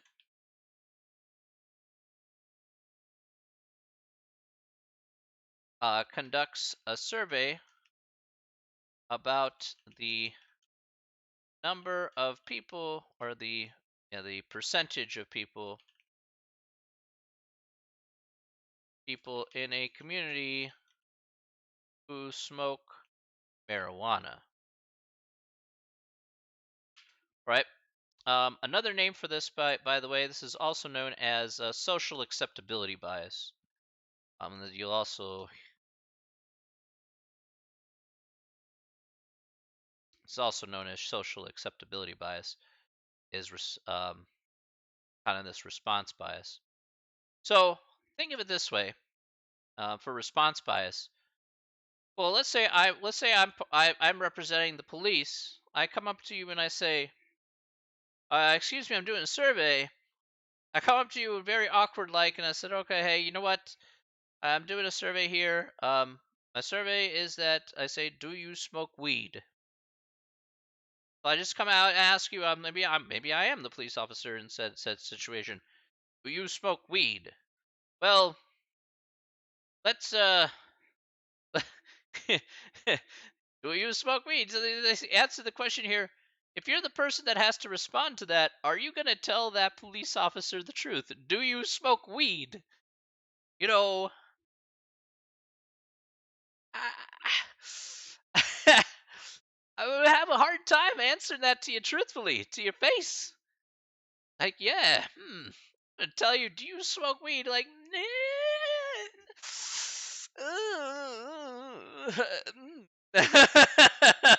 of course, I'm gonna tell the cops the truth. That's about I smoke weed. I'll be like, let me show you my dime bag that's sitting right here in my backpack. Okay, hey, we could look at it together. Honesty is the best. uh, the most honesty is the best policy. I agree. Yeah, like come up to you. Do you smoke weed? Like, no. And they kind of open up the car. All the smoke comes out and be like, hot boxing again, haven't you? Yeah. Yeah, and in all reality, you're not gonna be honest with your opinion, okay? You don't wanna in all honesty, you don't want to get in trouble, okay? So reality says there's no way I want to be any part of this survey. I'm going to answer you no. It's not maybe the real thing. Maybe you are. What you do outside of class is totally up to you. Um, yeah, honestly, I have no. I do have an opinion about weed, but it's not like it's not a strong opinion on weed. I'd be like, weed's one of those drugs to be like, you know what? People do it anyway, so I don't know. You don't need like 5,000 regulations on weed, honestly. Um, and people do it anyway, so people are gonna do it. So yeah, just treat weed like you would alcohol. Like you can't smoke and drive. Don't drink and drive. Don't smoke and drive. Okay. Yeah, smoke at home. Like fine, you do you. Who's gonna stop you anyway? So I don't see the point. So in any case, it's a waste of time. Honestly, like weed is a waste of time and money. Like it is a complete waste of time and money to try and get people busted on weed. An absolute waste of time and money. Like if you want to go after the harder drugs, go after the ones that really hurt people, like the opioids and stuff like that. Yeah, weed's not good for your head either. I get it, but neither is alcohol, and alcohol is accepted at this point. So go after the harder stuff. Try and crack down on those things that can really devastate a person in a short period of time, and really um, go after like build up rehab centers, and stuff like that, so you can get those people off of those nasty things. You know, obviously I don't like drugs like cocaine or crack or ice or those things are just awful. Heroin, it's just ruins people's lives. We would want to build rehab centers so people can get back on their feet, and get away from things like that. Um,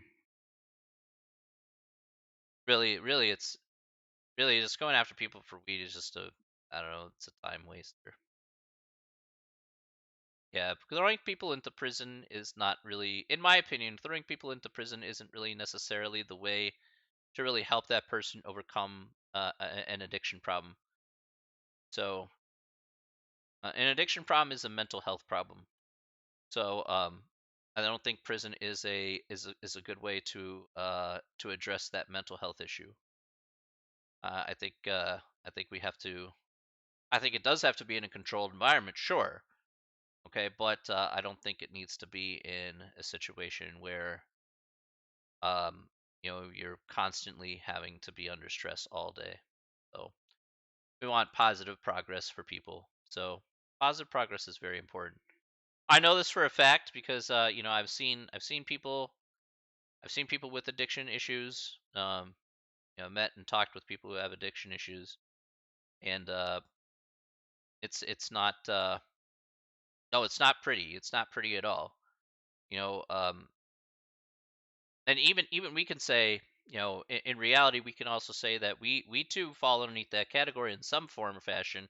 So, for example, here, sometimes when it's like the same thing as if you say, oh, sometimes you're depressed, okay, and you get depressed, and sometimes you're like, you know what, I got to eat that certain something, and let's say you just eat that certain something over and over and over again. Yeah, then that's kind of an addiction problem there. Like I like eating as the next person, but we know that that's not, it's not healthy to do it all the time. Okay, it's like I like ice cream, but you can't eat ice cream all the time and still say that you're healthy. Like it's you taking the ice cream and then covering up your feelings for it. You need to actually address the issue, not address. You need to address the issue. And ice cream's a way you're just kind of covering it up for it. As an example. So mental health is one of the most important things to me. I'll be honest with you. Long and I've had a long and tired road with mental health. I'll be honest with you here. So one of the near and dear things to my heart, because when you see it firsthand and when you feel it firsthand, even from personal experience, it's not pretty. But you have to acknowledge the truth about what's in front of you, and you have to do something about it at the end of the day. So if I can help those in need, in some way, shape, or form, or some capacity, by no means am I an expert, but um, I'll be there to help. So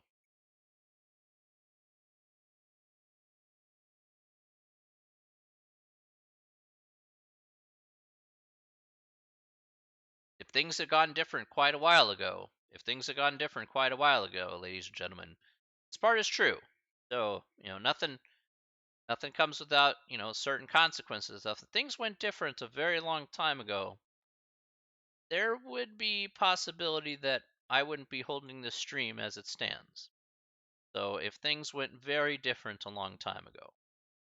So it's not a great part of my past I like, but it is a part of my past I have to acknowledge. And it's a part of my past that I think is good to acknowledge because then I can help others not be in that same situation that I was in. So I may not be sitting here today if that were the case. So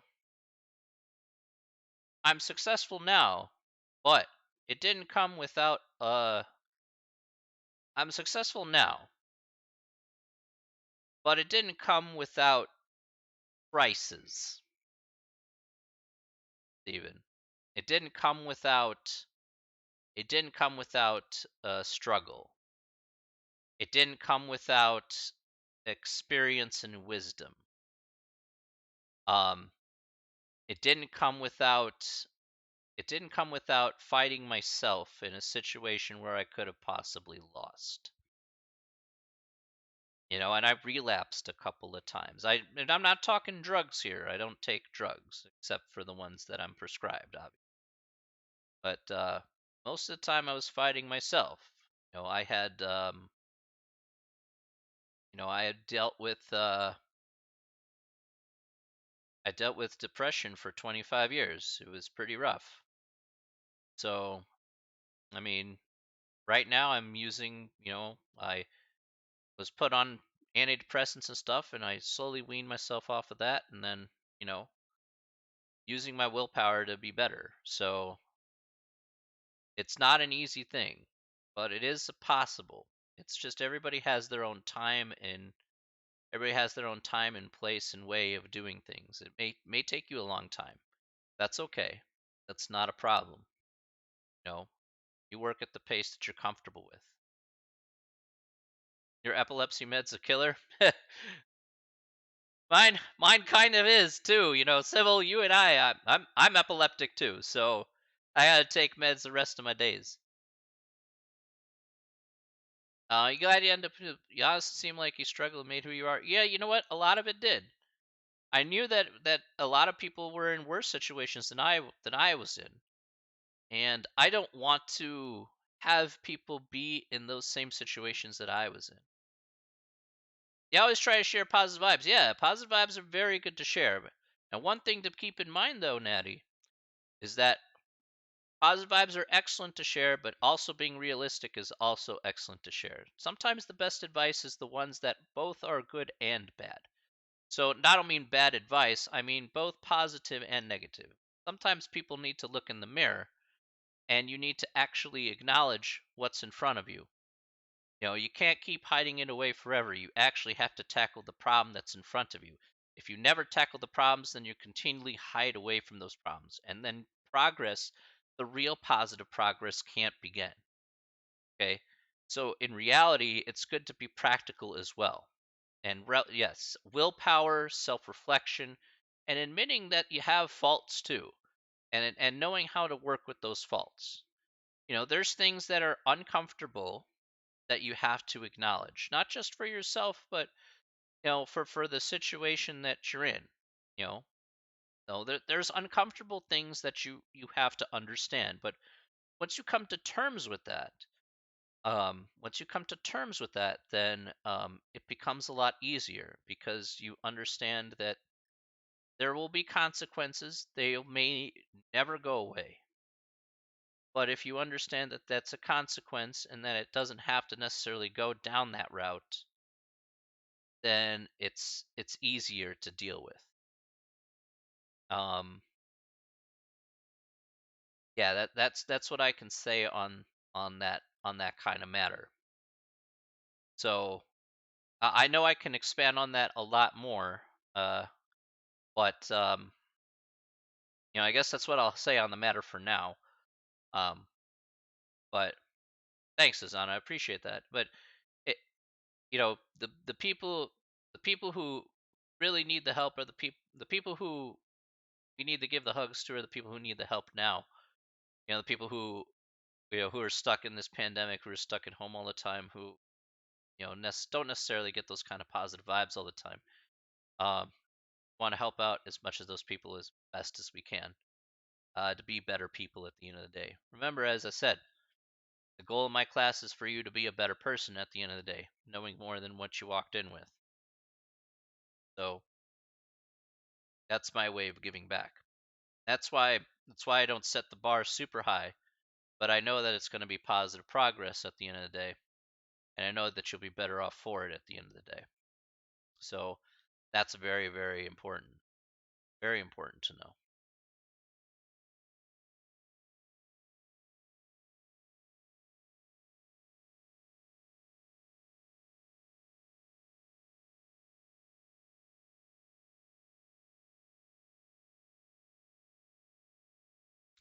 Okay.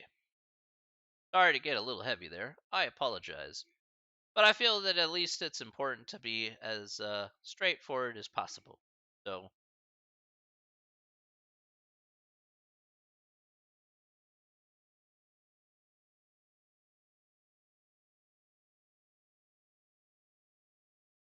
thanks, Natty. I appreciate that. I just try and keep things as I try and keep things as level as possible. So I don't I don't. I know I have more to say, and I know that if I had more time, I would certainly say more. Because I have volunteered before working with a mental health institution. I've done that before. Uh, I've I've done those sort of things before. I know how it is on the inside of things as well. Being on the inside as well, not the funnest experience in the whole wide world, but one that is eye-opening nonetheless. Um, you know, I'm not above anybody. I'm just a regular dude, and if I can pass along some things that can be hopefully helpful, and somebody out there needs it, I'll be happy. I'll be happy to do that. So remember, it's not just a math class. Thank you guys. You guys are super kind. Uh, it's not just a math class. It's I can't forget what Twitch is or what an online forum is. An online forum here is a way for us to connect. Even if we can't be together in person, it's a way for us to connect and for us to remember that, you know what, there are people out there who are willing to reach out and willing to stick out their hand and help you and want you to be, want you to be cool as well. You know, it's not a race to the bottom. It's not a race to the bottom. It's not a race to the top. It's just a race for you to be better. And as long as we all understand that, then that's cool. I don't think it has to be a competition for us to be great. I think everybody can be great on their own terms. If I have, you know, there's everybody has flaws, everybody makes mistakes. I don't think there's such thing as perfection. There's no such thing as perfection. Anybody tells me that everything's perfect, you teach a math class, you're like, of course it has to be perfect. Yeah, but that's what the numbers say. But perfection doesn't necessarily revolve around just say a number. Perfection is just dependent on what you feel is perfect. Yeah, there's maybe some type of construct when you talk about, say, when you talk about a construct, sure, I mean that's fair. But for the most part, perfection really doesn't matter. I mean, in a more relative sense, you be who you are. You're perfect as how you are. If you want to work on that, you work on that. If you feel that things aren't great, so okay, no problem. Okay, all right. So let's move on here. Number 8. Let's do number 8 here. Number 8 is, what are some type of experiments? We talked about type of experiments here. This was the stuff we talked about earlier. Mentioned it earlier, but I'll just say it again. This was like single blind experiments, double blind stuff. Since we already talked about this here, I'm not going to go over that once again. And it's just the same stuff that we discussed from before. What is a completely randomized design? All right. So again, this is each person is randomly assigned a treatment. So again,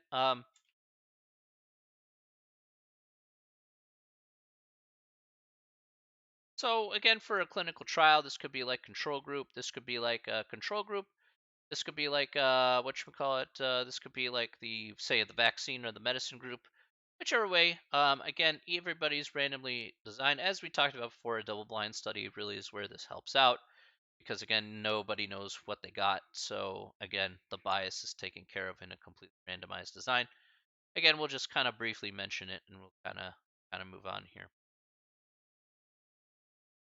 All right, and get the formal definition for this guy. Okay, what is a matched pairs design? Now, we'll talk about a little bit of matched pairs like way later in the course, and I mean super late. So it'll be like pretty far late into the course when we next mention matched pairs in some way, shape, or form. But again, basically is that the experimental units here in this case are paired up. Okay, So if they're paired up here, then they may be related in some way. So maybe you're comparing, let's say, a good way for match pairs design is that if you're testing a medicine, right? Let's say you're testing the vaccine. So maybe you take a matched, let's say, i.e., a matched pair design with two diabetic patients for a clinical trial. Okay, so let's say you're testing out a way to alleviate diabetes. Okay, and or maybe a particular drug. Okay, whatever the case may be, you want to see how it reacts with, say, diabetic patients, because of course that can be fairly sensitive for people. So, of course, one could be part of the control group and one could be part of the actual medicine. And you can compare them because they both have, say, similar kind of conditions. They're both diabetic. Okay, so what is the comparison between the person who didn't get the medicine and the person who did get the medicine? Let's take a look and observe and see exactly what results that we come out with. So match pairs design is a pretty good, robust way of actually just making those comparisons at the end of the day, so you can get accurate data that you can use later on. All right. So there is that. All right. Good stuff. All right. Are there any questions about? Are there any questions about? That was the end of section chapter 1. There. Apologies. Any questions about chapter 1? Hopefully that was as straightforward as possibly can be.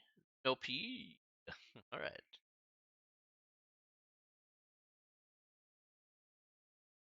I try and keep this as easy as possible, so that way it's simple enough to follow.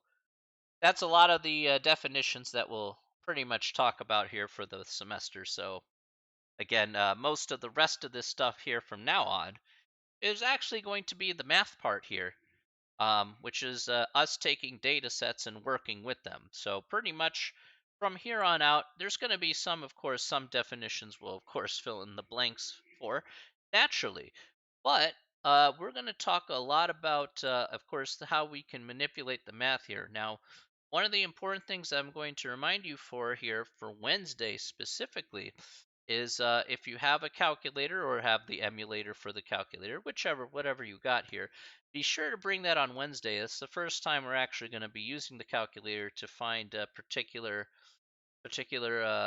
arranging data and whatnot, and how to find that via the calculator and how to find it by hand. So by hand is for what we're going to be doing here for next time. We'll be figuring out how to do it by hand. In certain cases, we pretty much don't have a choice but to do it by hand because of the way it's set up. But really, in all honesty, it won't take us too much time to do. It sounds like it's pretty laborious, in all honesty. Um, when's the first test? Not for a while. Not until we're done with chapter 4. So we're not close to the first test yet. You know, technically, we're just this is the second class already. So yeah, basically, if you follow the syllabus there, once we're done with chapter 4, then it'll be due shortly after the chapter after we're finished with chapter 4, and that's just dependent on our pace. So if we go at a nice pace, we're at a good pace already since we finished up chapter 1. So I expect us to finish up chapter 4 in, I don't know, 2 3 weeks or so. So if we take the test on our own, you'll take the test on your own, yeah.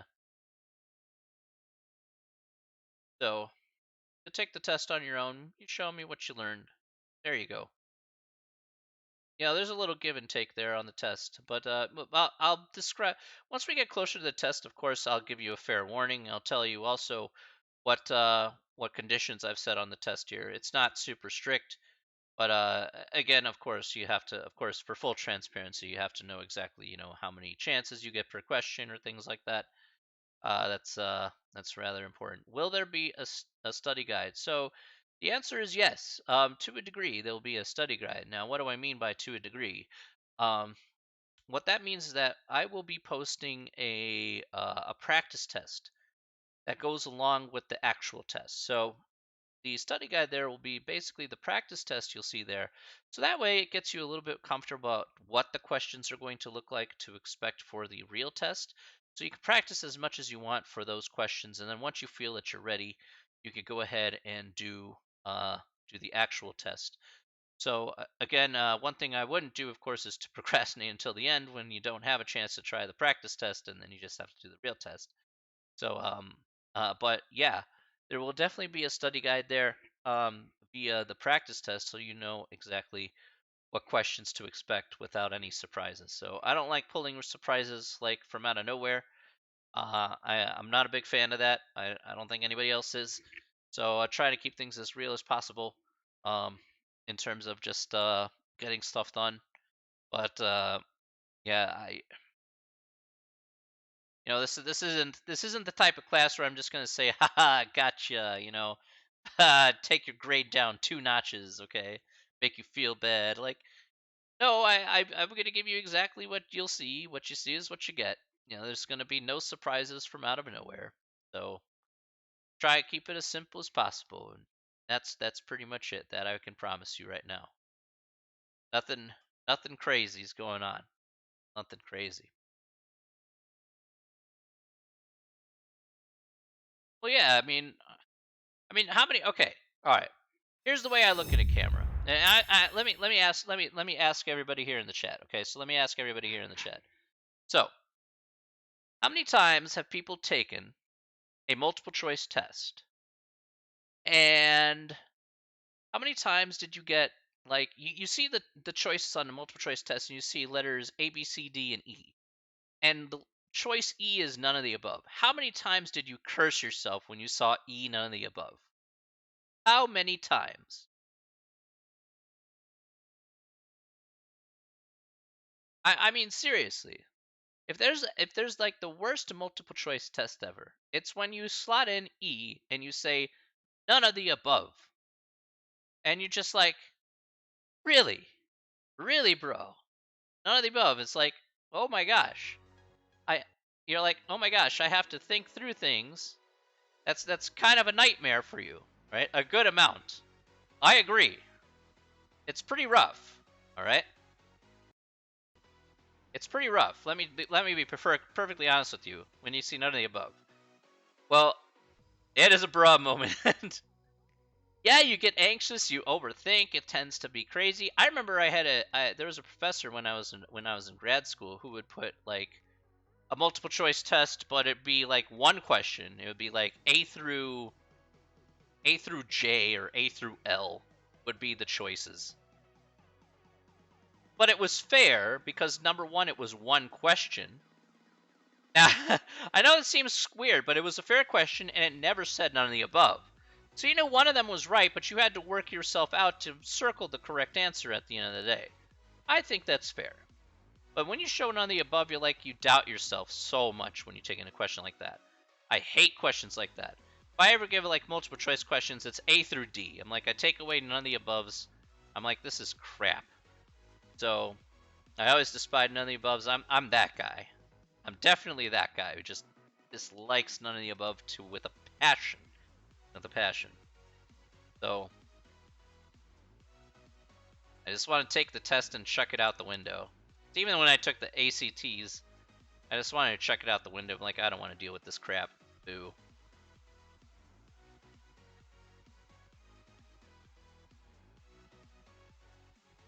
Yeah, you can kind of backtrack a little bit. That's true. Now, of course, I get the point of having it there because you're supposed to work it out. But honestly, you have two things that are against you when you're talking about, like, say, a mathematics test. Okay, that tends to happen. All right. So the big issue is that in a mathematics test, when you typically take it, you have that time limit. That time limit is like the worst. All right. I absolutely hate time limits on tests. In that regard, there's going to be a time limit on this test, but it's going to be a pretty long time limit, so it shouldn't be too much of a problem. Like, if you take like the ACT or SAT, like given like an hour and a half to do the math portion, I'm like, dude, want us to think at triple speed just to get to the correct answer. I'm like, man, holy smokes. It's like some people work slower than others. I'm like, why are you penalizing them just because they know the math, but they just happen to work slower than others? Then that's where people fall through the cracks, and then that's where I get mad, because I'm like, that's not really fair to those people at all.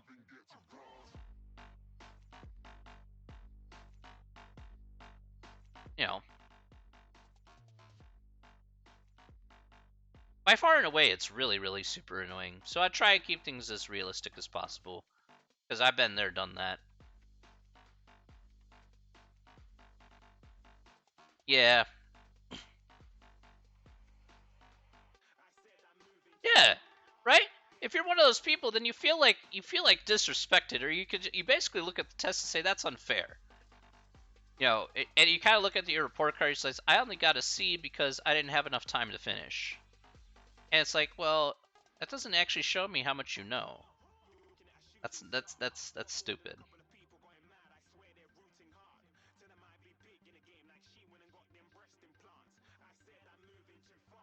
It makes absolutely no sense at the end of the day. It's absolutely maddening at the end of the day. Yeah, right?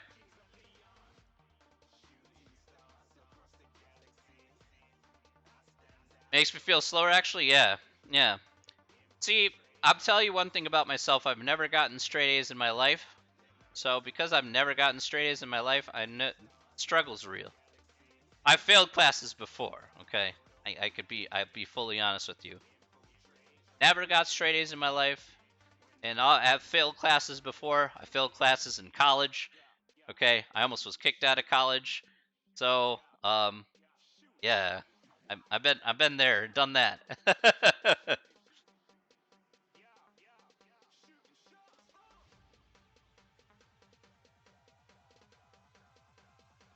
So I want you guys to know, I know how it feels when you're on the bottom of the barrel.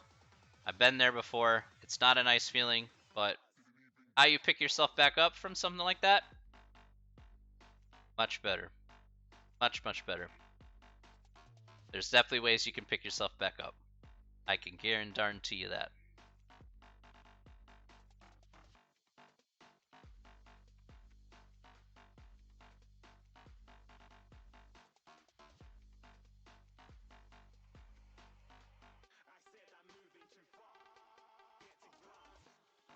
I know you know this story.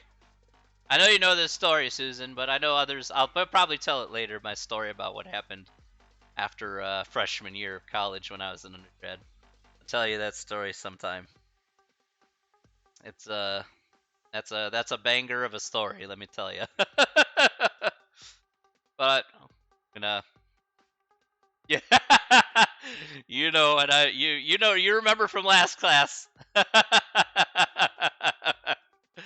You know that banger of a story. Oh my goodness, it's back. But that'll take me a while to explain. Well, I'm gonna save that for next time. So, but I will let you know next time. You need to know. You'll need to know. You're gonna need to know for next time. I know. But if you want to know how rough it was, needless to say, it was pretty rough. So it was pretty rough. But we are out of time here for today, everybody. I want to thank everybody here once again for coming out here to the stream once more. Thank you guys so much for coming on out here today. You guys are amazing. All right, you guys are amazing. You guys are the reason why I love what I do. All right. I just hope I was of some help here today. I've gotten through the material here. We're gonna pick up here at the beginning of chapter 2 on Wednesday. All right.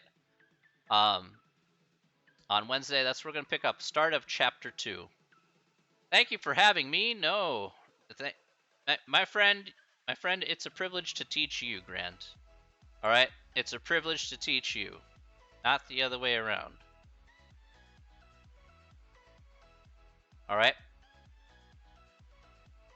Thank you very much. You have a wonderful rest of your night. Okay, everybody, thank you so much. Have a great night. Get some rest. Have some fun. We'll see you in a couple days. All right, everybody, take care of yourselves. See you all Wednesday. Appreciate it, Susanna. Thank you so much. Thank you so much. All right, take care, everybody. Have a great one, and we will. It's great to be in this class. Wonderful, Grant. I'm so happy that you are a part of this class as well. All right, I know we're going to be going very far, many places. All right, for the next 4 months. All right, have a great one, everybody.